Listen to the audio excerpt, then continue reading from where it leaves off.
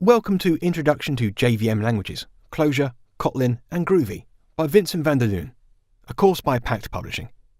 I'm Mark Thomas and I'll be the presenter for this course. Vincent van der Loon is a software engineer living in the city of Utrecht in the Netherlands. Programming since the age of 8, he's worked with many different languages and platforms over the years. Rediscovering Java a few years ago, he loved it so much that he became an Oracle certified professional, Java 7 programmer, and started the JVM fanboy blog. Currently, he works for CloudSuite, a company specializing in modern e-commerce solutions. At CloudSuite, he works on various back-end systems and web services, writes JavaScript code for front-end applications, supports consultants by providing complex SQL queries, and consumes coffee, while having design-related discussions with fellow developers. This course is a package of new frameworks, creating interesting applications, exploring different programming styles and applying them all in real-world applications. Let's get started with the course overview. Section 1, Clojure, explains the fundamentals of Clojure, a dynamic functional programming language inspired by Lisp, which is not object-oriented. Like Scala, Clojure comes with an interactive shell that can be used to enter various examples that are provided. Agents, a technique to handle state in multi-threading applications, are discussed as well. The second section, Clojure Programming, provides step-by-step guides for two smaller projects.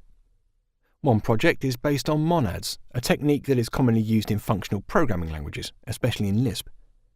The second project is a web application that's powered by Luminous, a popular micro-web framework for Clojure. The lining and build tool is also used to build both the projects.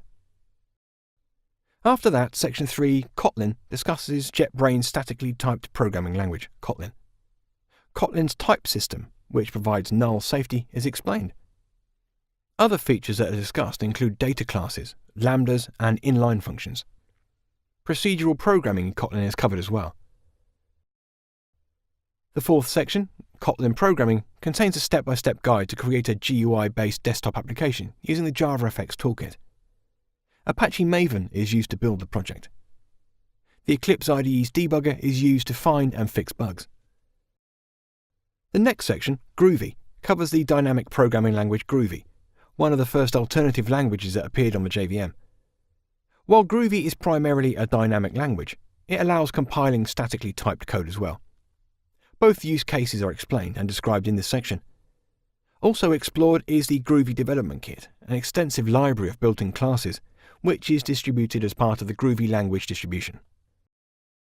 Finally, the last section, Groovy Programming, provides a step-by-step guide to create a web service in Groovy that pulls data from an embedded database management system using the Java Database Connectivity (JDBC) standard and generates XML using classes from the Groovy Development Kit.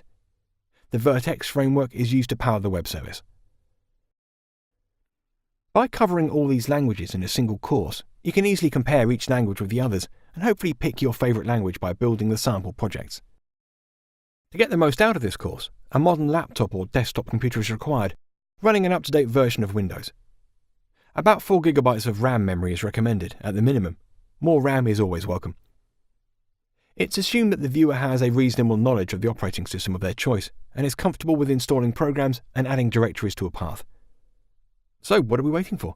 Let's begin this journey together, and I hope to see you there.